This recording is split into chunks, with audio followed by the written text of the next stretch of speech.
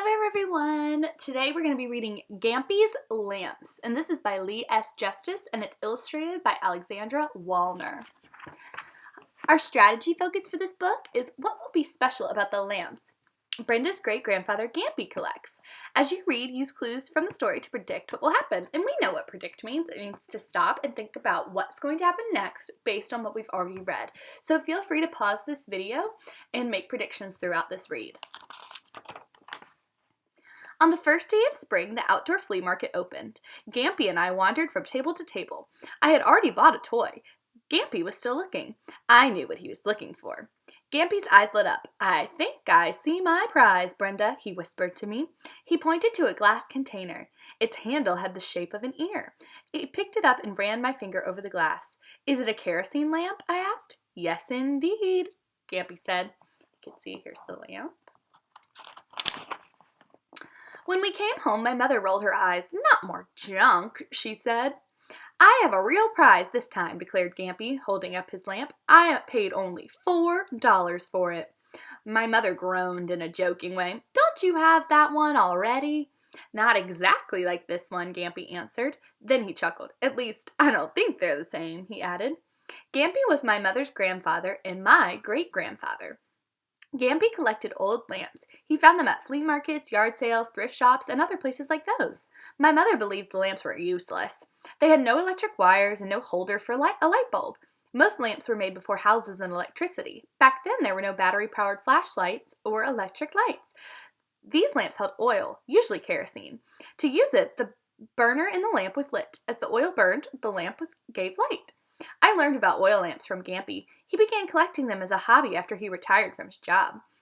A few years later, my mother said that our small apartment was getting too cluttered. Gampy's lamp collection would have to go. So Gampy moved all the lamps to a storage room in the basement of our building. I rode the elevator down to the storage room with Gampy. He unlocked the door and flicked on the light switch. We entered the little room.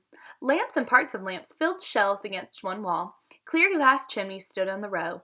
Some lamps were short and round. Others were tall and graceful. Most lamps were clear glass. Some were tin. Some lamps had decorations. Boxes on the floor held lamp parts for Gampy to use for mending his lamps. The lamps belonged to people who lived long ago. I like to think about that. I imagine a girl my age, but living more than 100 years before I was born.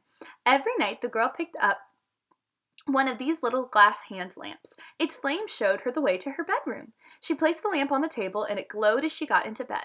The oil quickly burned up, and the lamp went out. Gampy set his new prize next to a lamp that looked just like it. He stood there smiling as he watched them.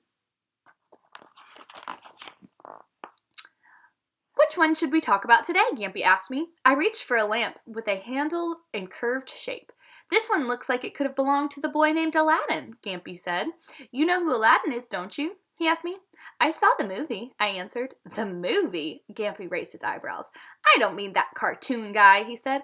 "I mean the Aladdin in the famous old fairy tale." Gampy talked about a poor boy named Aladdin who found an oil lamp in an enchanted underground garden. Aladdin discovered by accident that a genie would appear when the lamp was rubbed. The genie would grant any wish. Aladdin used the wonderful lamp to become rich. He built a palace decorated with sparkling jewels, and he married the lovely daughter of the king. When Gampy finished the tale, I rubbed the lamp hard and pretended I was making a wish. Gampy laughed. Then he looked at the lamp from the shelf and pointed to something written on the brass part. "What do you see on this burner?" Gampy asked me. I looked closely. "Aladdin," I read. "Yes, indeed. Now, why might a lamp company choose that name?" Gampy asked with a wink. Sometimes Gampy told me tales like the one about Aladdin. Sometimes he told me true stories.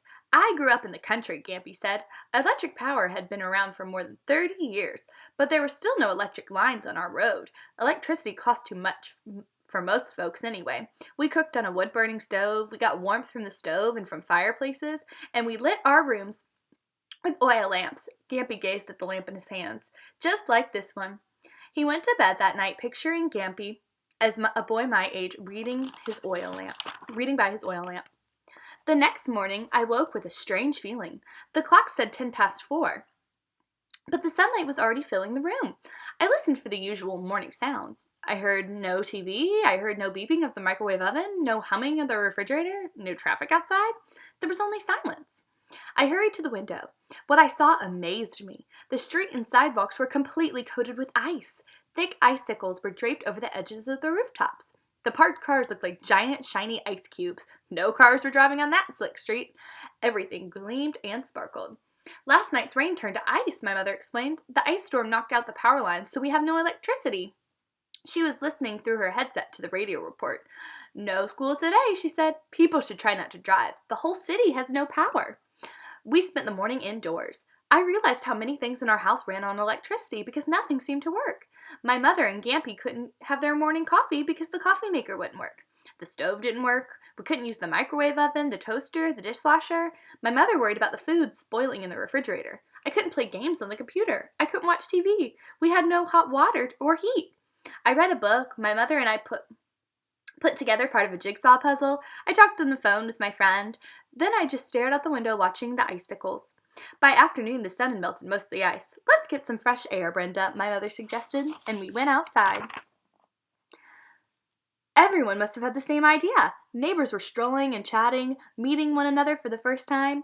People had brought chairs outside and were playing checkers and chess and other games. A few people had set up barbecues and offered to grill food. The neighborhood felt so friendly and lively. The sun set. The sky turned dark gray, then black. The street was as dark as a closet. Gampy bought out several lanterns. He filled them with kerosene and set them up at the entrance of our building. He lit them. They glowed with a welcoming light. Have you got any more of those to lend? Asked a man who lived across the street. Yes, indeed, said Gampy. He carried one of the lanterns inside so that he could find his way to the storage room. When he came out, he had a box full of lamps. More neighbors came to borrow them. The power did not come on for another 2 days. I was glad when we had electricity again, but I was also glad that I had something beautiful to remember. I would never forget how the night was aglow with the soft golden lights of Gampy's lamps. Alright guys, I'm going to put these response questions in the description box below. As always, you could talk about them with someone, you can write them down, or you can think about them to yourself just to check your comprehension and make sure you're understanding. I'll see you guys in the next one. Bye!